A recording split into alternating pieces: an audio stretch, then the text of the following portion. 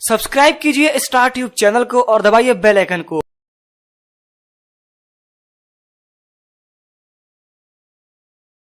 मंदिर की सीढ़ियों पर बैठी उस अधेड़ उम्र की महिला पर मेरी नजर ठहर जाती थी। देखने से तो वो किसी अच्छे परिवार की लगती थी, पर ऐसी दशा कि उसे भीख मांगनी पड़ रही है। आखिर उस महिला की उस दयनीय स्थिति का क्या कारण रहा होगा? मैं मन ही मन कयास लगाती और रोज वापस घर पर आ जाती थी। सुबह को गृहस्थी के 10 काम रहते हैं तो मंदिर जाना नहीं होता था, पर मैंने शाम को जाने का नियम बना रखा था। गोरा रंग, उस पर दमकती लाल बिंदी, पर मैले वस्त्र, वो इतनी भीड़ में भी मेरा मन आकर्षित कर लेती थी।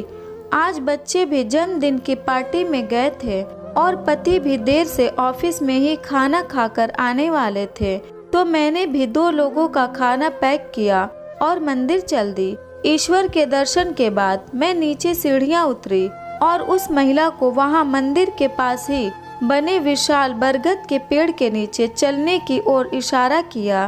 पहले तो वो थोड़ी सकपकाई, फिर मैंने खाने की ओर इशारा किया तो वो वहां मेरे साथ चल दी। मैंने उसके साफ पानी से हाथ धुलवाए और उसकी ओर मेरी थाली लगा दी और उससे खाने का आग्रह किया, पर वो चुप रही। मैंने फिर जोर दिया कि आप खाना खाइए, मैं आपके लिए खाना बनाकर लाई हूँ। वो कुछ देर चुप रही, फिर बोली, आप तो मुझे जानती भी नहीं, फिर क्यों एक अनजान को खाना खिला रही हैं? मैं भी औरों की तरह भीख मांगकर अपना पेट पाल लूंगी, आप मुझ पर ये विशेष दया क्यों दिखा रही हैं? मैं इस तरह आपका खाना नहीं खा सकती हूँ। और उसने इनकार कर दिया, जबकि उसके चेहरे से लग रहा था कि वो काफी भूखी है। वो मैं रोज मंदिर आती हूँ तो मैं आपको देखती हूँ, तो मुझे लगा कि आप किसी अच्छे घर से हो। इस तरह भीख मांगना तो मुझे आपकी मजबूरी लग रही थी, और आज पति और बच्चे भी घर नहीं थे, तो मैंने सोचा आपके साथ ही खाना खा लूं, इसलिए मैं ले आई। आप मना मत कीजिए। छोटी बहन बस प्यार से कुछ खिला रही है। मेरे दोबारा आग्रह को वो टाल नहीं सकी। खाना भी बड़े अदब से खा रही थी। खाना खाते खाते उनकी आंखें भर आई और वो बोली, बड़े दिनों बाद इतना अच्छा खाना खाया है। आप कुछ काम क्यों नहीं करती? इस तरह भीख मांगना तो आपको शोभा नहीं देता है। आप कुछ भी कर सकती हैं। लोगों के घरों में झाड़ू पोछा, बर्तन, या फिर खाना बनाने का काम, या कोई सिलाई का काम। आप आत्म स्वाभिमान से जी सकती हैं, फिर भीख मांगने का ही काम क्यों? मैंने उत्सुकतावश पूछा। वो फीकी हंसी हंसते हुए बोली, मुझे कुछ काम आता ही नहीं है, कभी कोई काम किया ही नहीं, तो किसी के घर पर क्या काम करूंगी? और मुझे हरदम ईश्वर के ही पास रहना है, इसलिए मैं मंदिर की सीढ़ियों में बैठी रहती हूँ। आज जो मेरी हालत है वो सब मेरे बुरे कर्मों की वजह से है। इंसान को अपने बुरे कर्मों का फल इसी जन्म में भुगत कर जाना होता है। वो आगे खुद से ही बताने लगी, मेरा नाम शोभा है, मैं बहुत ही धनी व्यापारी के घर पैदा हुई थी। घर में नौकर हाजिर खड़े रहते थे, खाने पीने की कोई कमी नहीं थी। जिस चीज पर हाथ रख देती थी वो चीज मुझे मिल जाती थी। मैं बहुत ही अहंकारी और जिद्दी किस्म की लड़की थी। पिताजी ने बहुत पढ़ने को कहा, पर मैं पढ़ाई से जी चुराती थी।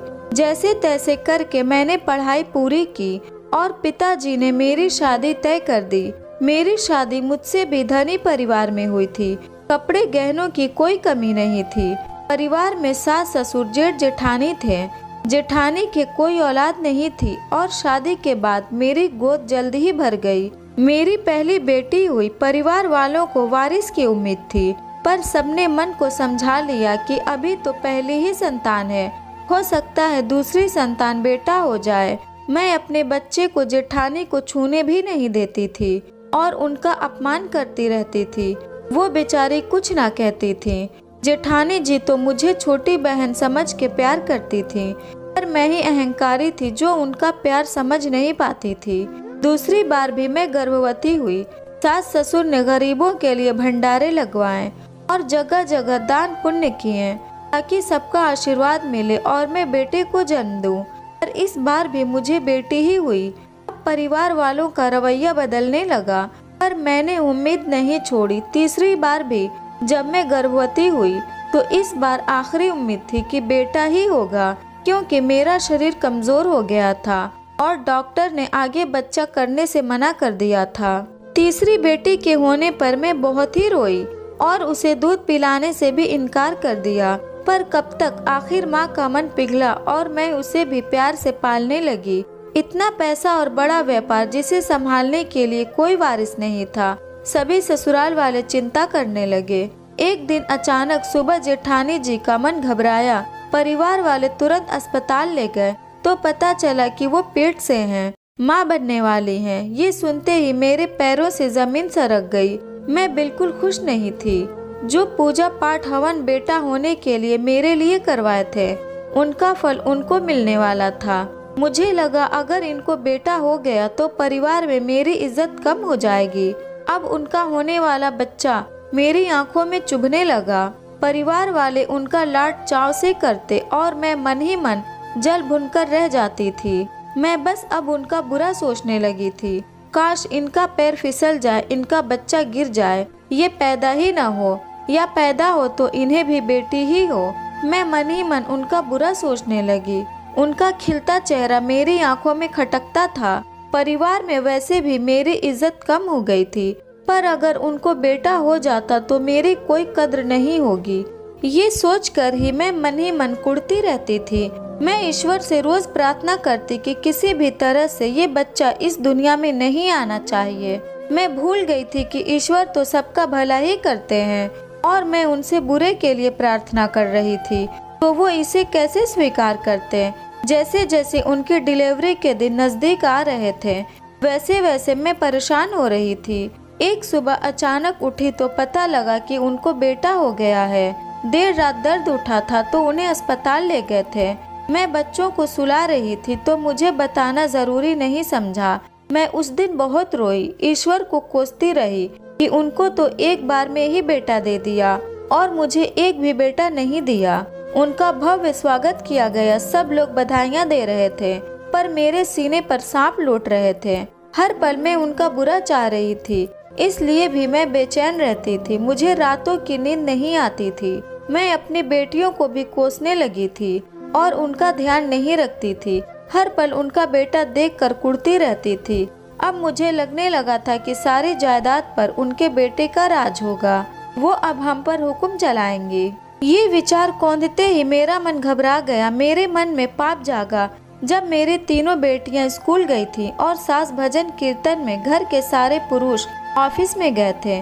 वो भी गहरी नींद में सो रही थी तो मैंने उनके बेटे को सीढ़ियों से ढकेल दिया और ऐसे नाटक करने लगी जैसे कि मैं सीढ़ियों से बच्चे को नीचे ले जाते वक्त फिसल गई। वो तो बच्चा था तो उसने तुरंत दम तोड़ दिया। घर में कोहराम मच गया। परिवार का इकलौता वारिस चला गया। बड़ी मुश्किल से सालों बाद उन्हें बच्चा हुआ था। वो एकदम से पागल हो गई थी। उन्हें संभालना बड़ा मुश्किल हो रहा था। मैं भी रोने का झूठा नाटक करती, पर मन ही मन खुश हो रही थी। मेरे कलेजे को ठंडक मिल रही थी। लेकिन इन सबके बीच मैं कभी उनसे नजरें नहीं मिला पाती थी, क्योंकि मैं जानती थी कि उस मासूम को मैंने जानबूझकर मारा था। बुरा कर्म तो मैंने उस वक्त कर लिया, पर मैं इसके परिणाम से अनजान थी। कुछ समय तक वो शायद मन ही मन मुझे कोसती रही होगी और बेटे के गम में उन्होंने संसार छोड़ दिया। सास ससुर भी बेजान हो गए थे। उन्हें अब किसी चीज का मोह नहीं रहा। वो हरिद्वार गुरु के आश्रम में चले गए थे। घर में मातम पसर गया था। अजीब सा माहौल बना रहता था। आखिर घर के वारिस की हत्या जो हुई थी। जेठ जी पत्नी और बेटे के गम में घंटों नशे में चूर रहते थे। मेरे पति ही व्यापार संभालते थे, पर उनसे अकेले नहीं हो पा रहा था और लगातार घाटा हो रहा था। एक दिन मेरी तीनों बेटियां स्कूल जा रही थी। वो सड़क पार कर रही थी कि एक तेजी से आते वाहन ने उन्हें कुचल दिया। अपने तीनों बच्चों को एक साथ खोने के बाद मुझे उनके दर्द का एहसास हुआ। अब मैं पागल सी हो गई थी। जेठ जी के पैर छूकर रोज उनसे माफी मांगती थी। मुझे माफ कर दो, मैंने आपके बेटे को मारा है, मुझे सजा दो, मुझे माफ कर दो। पर उन्हें लगता था कि मैं अपनी बेटियों की मौत से पागल सी हो गई हूँ। ईश्वर ने मुझे खुद सजा दे दी थी। अब मैं ईश्वर से कोई शिकायत नहीं करती थी, क्योंकि मुझे पता था मैंने बुरा किया था और बुरे काम करने वालों का अंजाम भी बुरा ही होता है। मेरी एक गलती से परिवार बिखर गया। मैं अब अपने आप को कोसने लगी थी। परिवार में धन की कमी हो गई थी। सारे नौकर भी हट गए थे। मुझे कोई काम भी नहीं आता था तो पति भी मुझसे गुस्सा रहने लगे थे। वो देर से घर आते, चिड़चिड़े से भी रहते थे। मैंने पति के सामने अपना जुर्म कबूल किया तो उन्होंने मुझे घर से निकाल दिया कि तुझ जैसी पापी के लिए मेरे घर में कोई जगह नहीं है, तू अब इस घर में नहीं रह सकती।